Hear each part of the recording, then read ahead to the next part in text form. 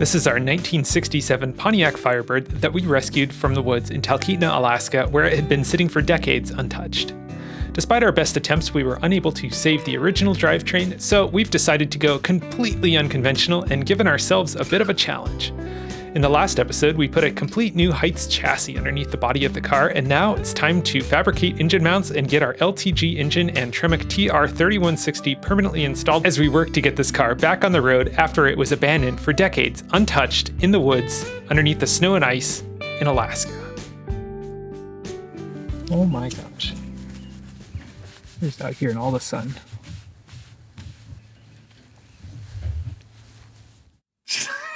I just want to for some reason.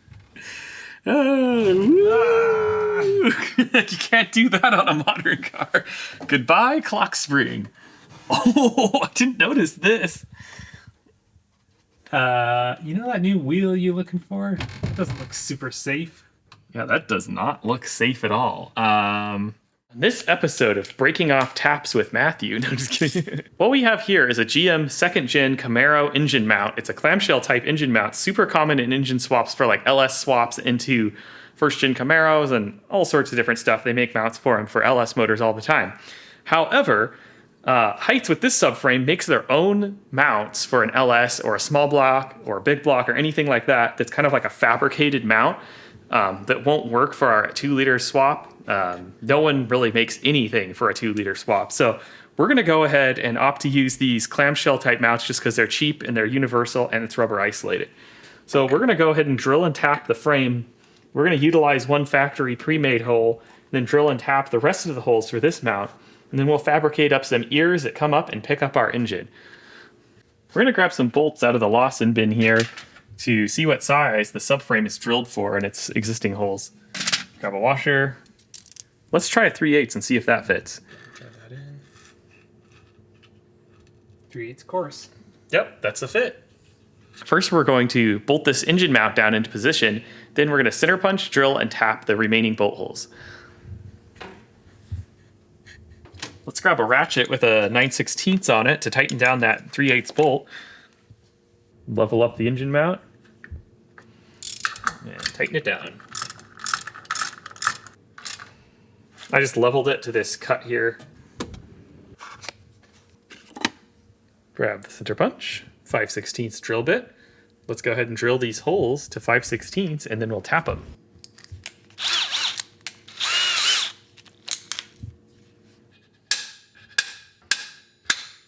Try this first one here.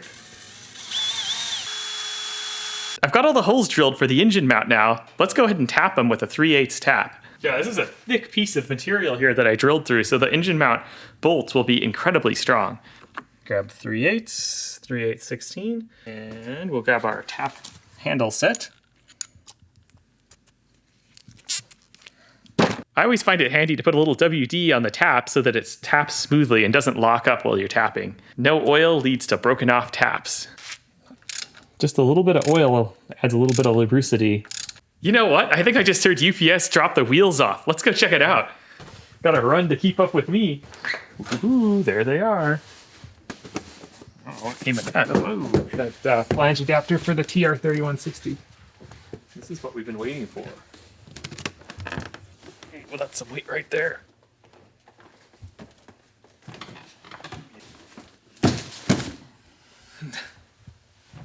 Let's crack them open. So here we have a 5 by 4.75, 18 by 10. Backspace is 6" on this one, so that's going to be our front wheel, which is the one we're most interested in test fitting. I think the box is upside down. Well, it doesn't matter. I can open it upside down. Let's carefully cut that. We don't want to scratch the wheel face in case it's facing upwards. Let's take a look and see what we got.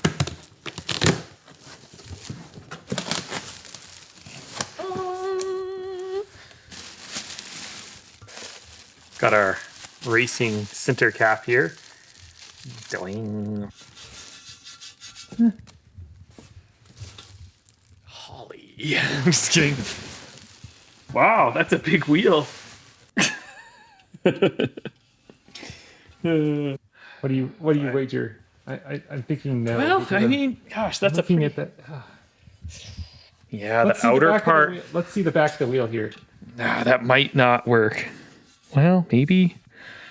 Trying to make Will it fit? I don't know. It's kind of stepped right there. Yeah. Well, Let's just slide it on here and see if it fits. Wrong bolt pattern. I'm just kidding. And we have contact. What's interesting is I can push it on all the way. It's just... Wait, does it clear? no way. It clears. I think it does clear. What the? No way. I was hesitant to push it on all the way, but that clears. No way. Okay, we gotta get some. We lug gotta get nuts. lug nuts and really test this. Ring the bell if your visit was swell. My gosh. All right. The moment of truth. Gosh, that's amazing. I'm speechless.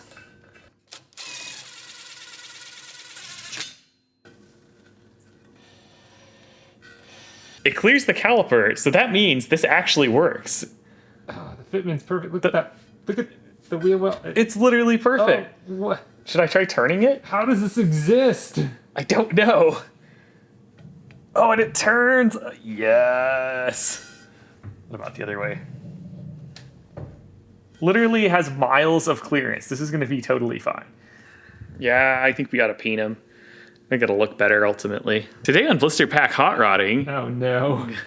we're going to make these wheels not blister pack by painting the center a different color just to make this thing stand out. That way it looks like it kind of has forged wheels. Rocket Racing Wheels is been bought out by Holley as far as we know, and now kind of like makes these wheels as an off-the-shelf cast wheel, where I think Rocket Racing used to be more unique, kind of like Forge Line, but now they're just Holley company, so yeah. Next up, let's check out the back wheels and see if they fit, because our rear suspension is even weirder on this thing with a 58.5 track width. The track width is narrower than factory on this rear end since it's an IRS, and the original axle had a track width from flange to flange of 60 inches from what I understand. The rear wheel has a backspace of 4.5 inches to allow it to poke out more since the hub is in more. Perfect. Look at that. It appears to be the same. Wow, look at that dish. That's great. Just the fact they clear the brakes is worth it to me. I mean, to buy another set of brakes would be almost like the cost of these wheels. Yep.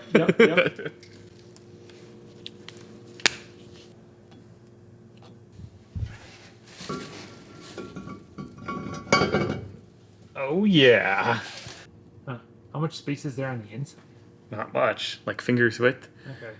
Yeah, we got to figure out wheel spoke color, paint that, mount the tires. Mm-hmm. This thing will be good to go. For the tires on this car, we're using a set of Nitto NT 555 275 35 R18s. That means it's going to be a square tire setup. It also allows for the most predictable handling possible. These tires have a wear rating of 320, meaning they'll be a great high-performance street tire. This is a set of 200 tread wear BF Goodwrench G Sport or G-Force Rival. So they're a really sticky tire, better for like a dedicated track use or autocross or just limited driving altogether on the street. Otherwise, if you like daily drive these, they will wear out in a hurry. And they also hook rocks like crazy. Yes, they hook rocks like crazy and will chip your paint job.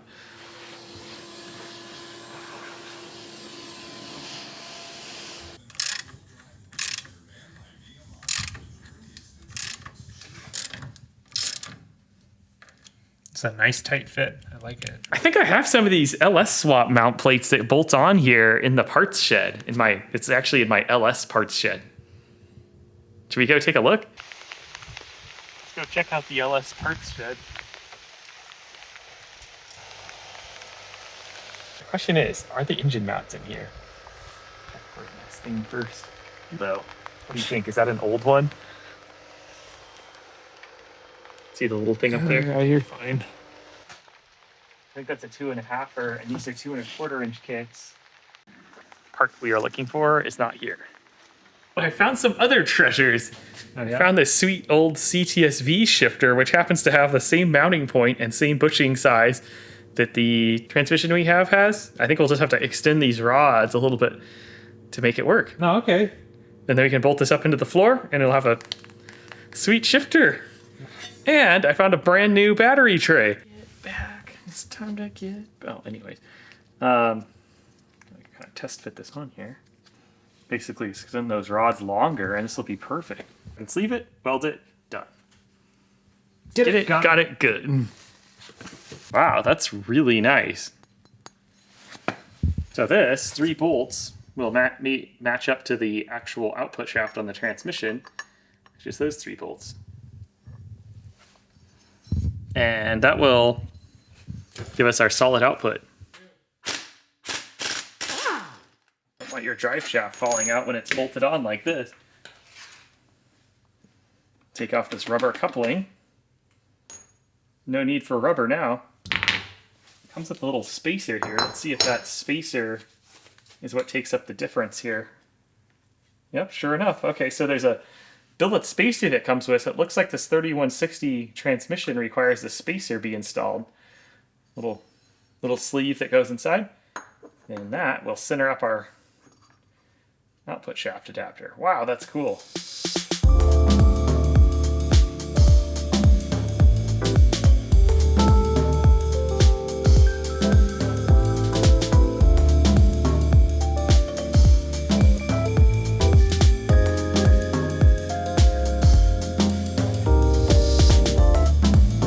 And attach the rest of this engine mount here with the same hardware we used for the other bolt on the engine mount, which is 3/8. The nice thing about these bolts, they're grade 10 and they are made in the USA. I love them. I've never had one break off, so. Just using some nice small head washers on it just to make it clean. Someone in the future, oh wow, yeah, it's just using standard clamshell mounts in this thing. We can just drop a LS right in. Meanwhile, they're located in a completely random spot. Let's see what exciting treasures await in the cabinet of paints. Do we have anything that will work for this? Got some white Rust-Oleum. Rusty metal Rust-Oleum. Ooh. What's he up to in here? I'm working on unblister packing the blister pack wheels because these things are kind of a little off the shelf. The cut face, nothing screams old man like a cut face wheel here. So I'm gonna matte these out with some delicious dark spiral gray metallic to make them look a little bit more like a forge line wheel. So let's back it up a little bit. Originally, we wanted to buy a set of forge line wheels for this car. We still might. Which we may, we may still in the future, but this was our cheapest off-the-shelf solution that actually would fit on the car and get us going in our timeline, which is like 2 weeks max. And these only took 2 days to show up, so A+ there. Mm-hmm. They were produced, ready to go. So to give them a cool look so it doesn't look like everyone else's wheels, we're going to paint the center a nice matte spiral gray metallic color. Anyway, Aaron is masking it off with some sweet tape here so that we can spray the centers. I love the way we bought this tape 4 years ago, but we're still using it because we bought out the Jobbers supplier of it because they discontinued this brand up here. So funny. It's lasted like a pallet so of tape. long. Yeah, a pallet of tape. Did you fill up the whole bed of the shock truck with that stuff or something? Pretty much, yeah. Hey, it was only $1 a roll. You would do the same thing. I would too, absolutely. 400 rolls later. Might have even been less than $1 a roll. I don't know. It was super cheap. On the back side, I'll just do a barrel of paper around the barrel. Barrel of paper around the barrel. Say that fast. Barrel of paper around a barrel. Anyways, back to the Made in China B-roll shot here. Ooh, yes. But not to worry, it has the PASS D80193582. Okay, yeah, anyway, so passed some sort of certification test in China. Mm-hmm. We freshened up the underside of this hood with a nice coat of Rust-Oleum. Even as dented as it is, it'll look nice when you pop the hood instead of like... It's a whole lot of tape or not a lot of wheel, yeah. That is an amazing song you've got there. So what we've done here is Aaron has completely masked off the barrels and outer areas of these wheels and the inside of them. Tape. Yep, he's going a little crazy now. So we have to run a thing of fine line tape around this inner barrel here, or the inside. Back mask. Basically, a nice little Back mask. Yeah, he's definitely gone crazy. And this A nice clean back mask. a nice clean back mask. Yep. Anyway, more on that later. These should just be painted up in a jiffy here. 4 hours later. Sanded. All right, next up we got to sand down these perfect wheels so we can recoat them with a sweet gray color. Oh, there goes a $500 wheel. Just go ahead and ruin that finish right off of there. Ooh. Wow, that sand's really easy. Yeah, that does for just gray Scotch-Brite. Huh. That's crazy. What the cheapo clear did they put on these things? One wash with the gray Scotch-Brite and you've got it all sanded down, ready for a new coat. Guess that's what happens when Holly makes your wheels. Got it. And swatting the state bird while sanding the sanding the mosquitoes. Oh, wait a minute, no. Sanding the wheels. Looks like we'll see quite a bit of rain over the weekend. It's currently 57 degrees at Alaska's greatest hit. What a tedious process. This rear area here is the area that I think most hits the transmission tunnel. Like kind of this area in here. The way this engine is set up, it's so small, but yet the cylinder head hangs off the back so far that the bell housing ends up sitting forward a lot more than it would on, say, like a regular V8 swap into one of these cars. So the whole transmission is actually sitting farther forward than it would traditionally, from what I can tell so far. Where do we want the shifter? Ideally, it would be like here, because you have the seat. That's about where it's going to be. So because your seat base is there and your hand will be like, isn't it something like you want it in line with the steering wheel usually? So basically like right there. If it fits, it chips. All right, let's cut this up. So I'm thinking cut it like right along this edge here. I mean, that's technically where I measured was like kind of like this inner part here. But I was gonna kind of like overcut, maybe like that. So we have enough edge to do something with. So the transmission is, from what I remember underneath, it's like mostly like this forward area that it was running into. Sure, yeah. So I'm thinking we're gonna have to kind of like cut this and then hammer this area up. And then it'll kind of like come back or something. Sure. I'm not sure. I'm just kind of making this up as I go. So I'll guesstimate it on this side, kind of like that. After all, this is just a made up cut. Looks like about where I went on that one. Sounds like the weather's changing outside. I think that'll be more than enough room for our transmission. Got the 1/2-inch drill bit here. This drill bit will never be the same again.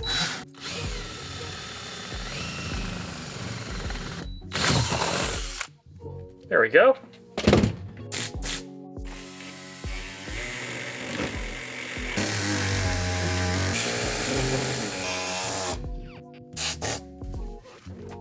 Not bad.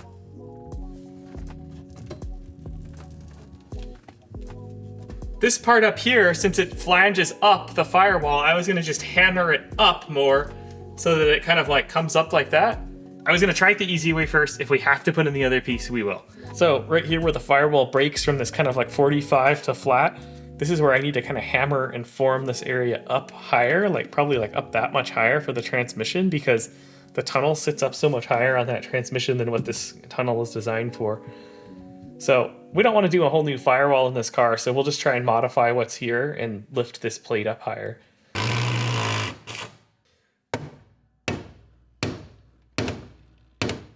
Gotta put on the world's best painting shoes here.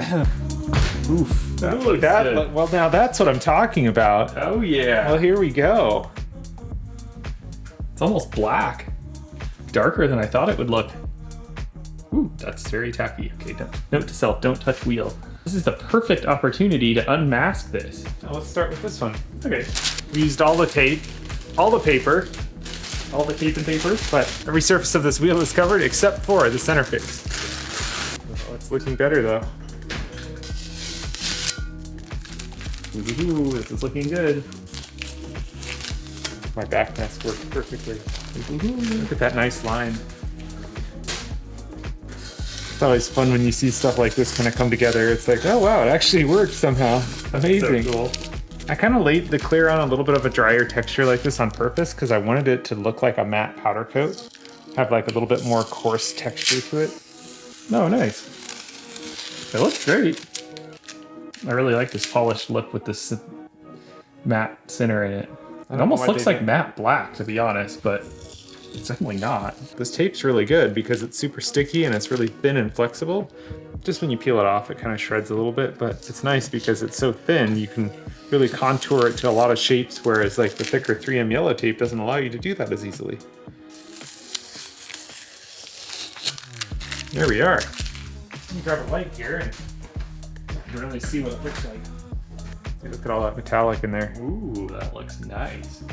I'm loving it. That's gonna look so good on the car. I know, I can't wait to see it. I cannot wait to mount it up and get it on there. That's gonna be so epic. And have the car on the ground with these wheels on it. I mean, it's not a forge line, but it's close.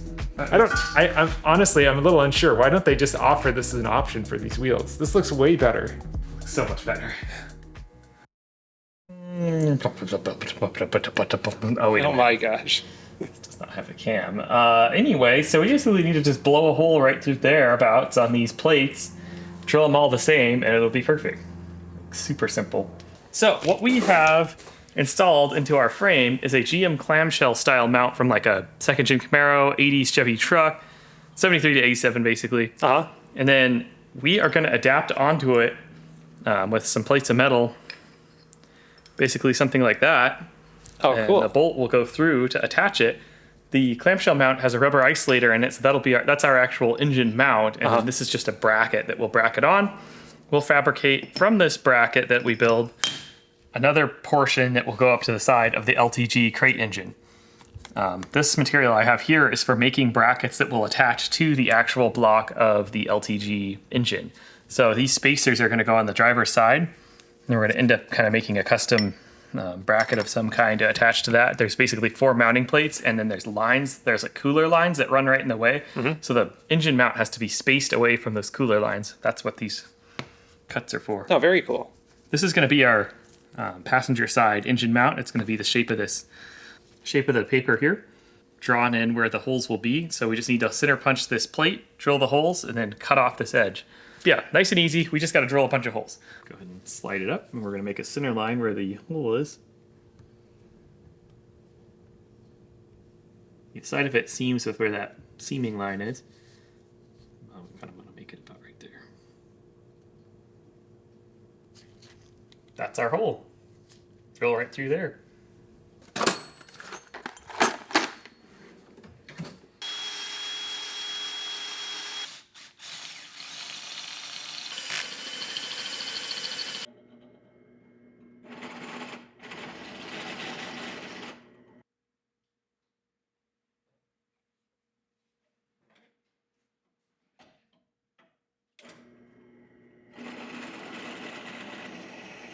All right, check it out.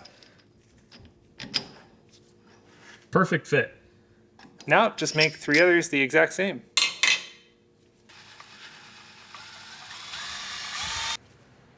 Measure the hole size here roughly. 0.47, so that's almost ½ inch. Yeah, start with 7/16, go from there. Cool. This is the passenger side engine mount plate that's going to bolt to the block. I've just roughly cut it. It's going to be a 3-bolt flange, and I marked out where the holes would go. Drilled them with a small drill bit, and then now we're going to enlarge them up to a 7/16. The engine plate will bolt on something like that, engine bracket.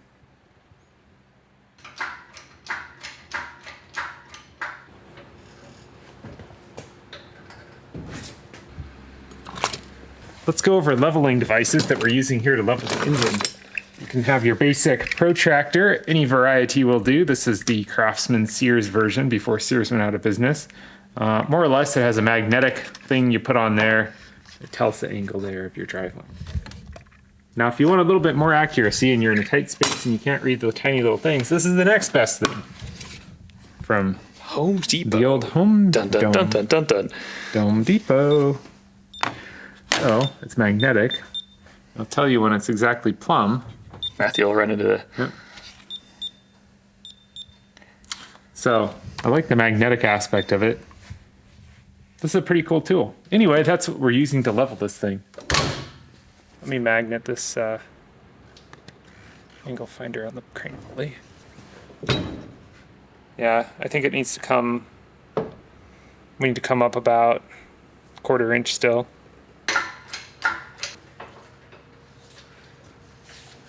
So this is a little goofy. On the Malibu style, this is the heater core fitting. So this is upper radiator hose, heater core. Fortunately, this hose, this line points directly at the firewall. It would be ideal if it came out 90-degree fitting there. Unfortunately, there isn't enough room to put a 90 on this because it's going to hit the firewall. So we need to be a little creative, see maybe we get a Camaro part and potentially it's molded differently with the 90-degree fitting below the housing here like this one. So something to be aware of if you're using a Malibu motor, I guess.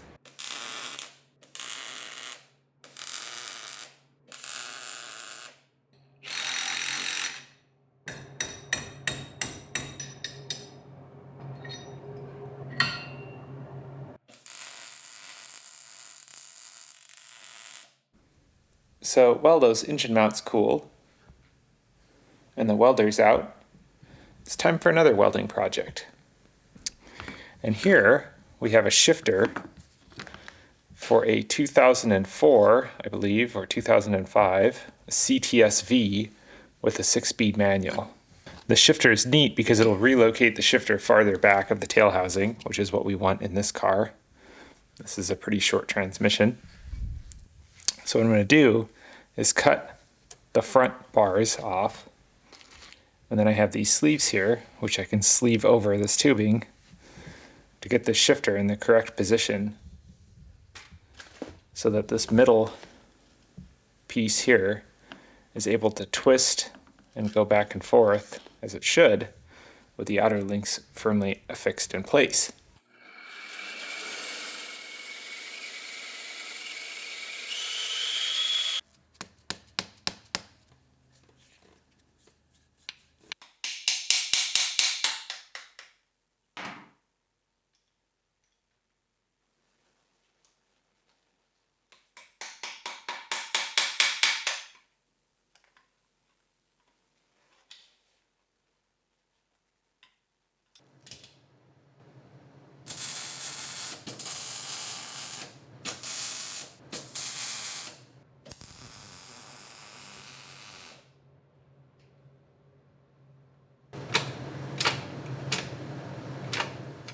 So now that the other side engine mount is drilled out and ready to go, it's time to work on the driver's side engine mount. This is going to pick up on these 4 points here. So we have the 2 lower holes there and then the 2 upper holes here. However, there's these oil cooler lines in the way, so we're going to have to run some spacers to bring the plates out from the block. I have the plates pre-cut. Here, this is 1/4 inch flat bar, 1/4 inch thick flat bar. So what I'm going to do now is measure as best I can as an approximation the distance between the center of these holes. So I'm going to take this measurement now, transcribe it here onto the flat bar, and drill some holes in that location.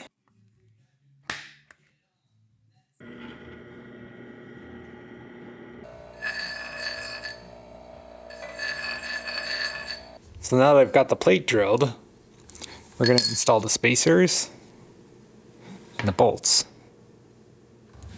Let's get some rough dimensions. The bolts are M10 by 1.5 by 60 millimeters long. The spacers are 38 millimeters tall roughly, 1/4 wall tubing at a 25.5 millimeter width.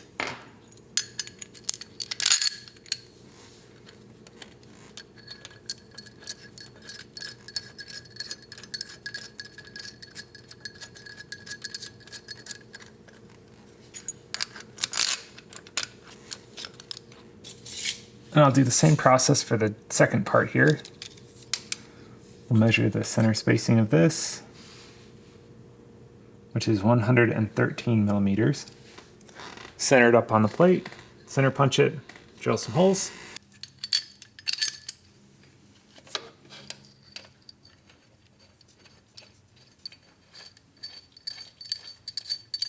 So we are at 87-degree pinion angle now. So I think we're going to call it at that, because realistically we can't go much up more, because we're going to have to cut the whole floor pan center out if we do that. Yeah. With the angle finder at 87 degrees, our engine is sitting at 3 degrees downwards towards the back. So that's usually like a standard pinion angle for any engine in a classic car, or really any cars for that matter that are rear-wheel drive. Mm-hmm. We have encountered the optimal pinion angle. Yes, we have encountered the optimal pinion angle now.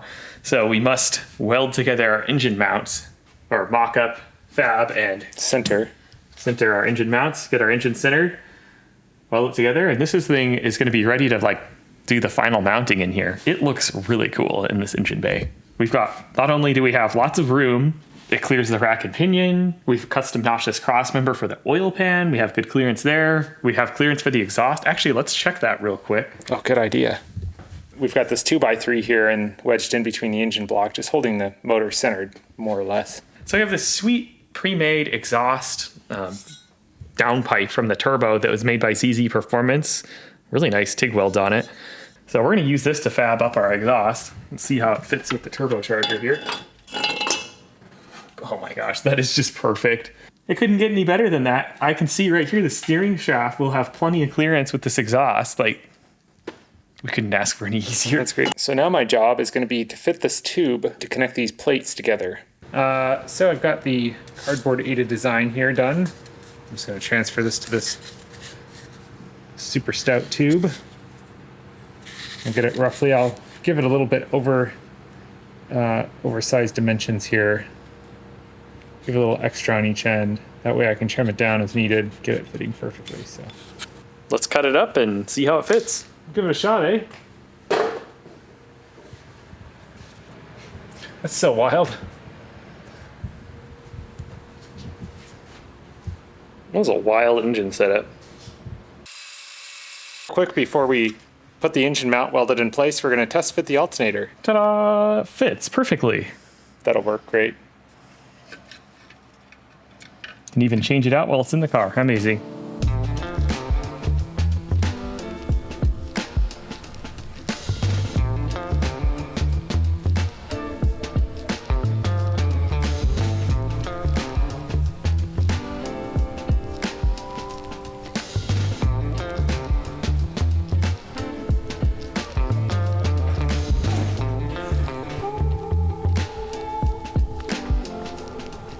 Weld her up. Smoking or non-smoking, sir? Definitely smoking. No, just kidding. Smoking, please. Yes, I'll take the smoking option.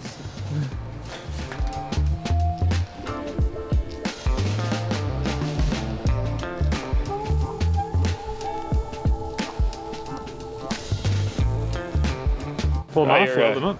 Face is looking excellent there, sir. Is it? Your eyebrows like... That's why it's so hard to keep my eyes open this morning. Not that I'm tired, it's that the welder is negating my efforts of awakening. That's better. Much better. Thing really looks nice. Amazing. Wow. Aaron is going to go ahead and remove the welded up mount so that we can finish welding them and give them some paint. So the funny thing is, this tiny little engine actually makes more horsepower than the factory 326 would have. How's that for technology? This one hot engine. Oh my god, this is toasty. Don't mind me getting this steel up to thousands of degrees and then waiting 5 minutes and hey, let's touch that steel. The steel is still very hot. The wiring is even hotter though. Ooh. Ooh. This one. Crusty. Yeah, she melted. Something really overcharged at one point with this thing. Now I'm just going to raise the engine up here to get the refrigerator hum in the background, of course, and get the engine mounts loose. Let's do it. Any luck, the spacers will fall into oblivion. No, they definitely will on the other side. Okay, this side fits barely. Okay. This is the passenger side engine mount. Now there we are. I've kind of welded the nut to the washer plate accidentally. These welds, that's some serious weld right there.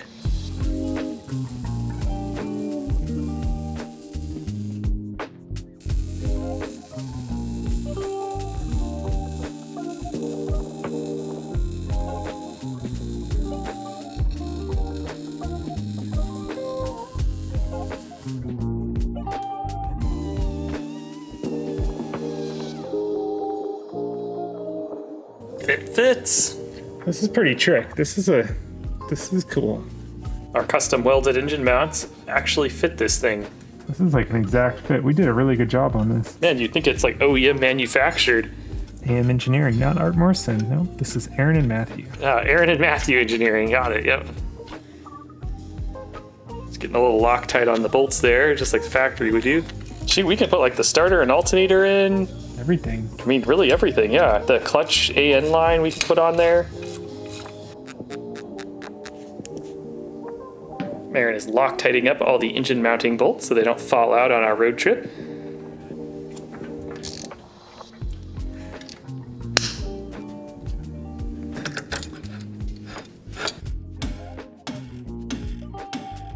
So it's a nice flange head nut here that's also a locking nut at the same time. Made by Lawson.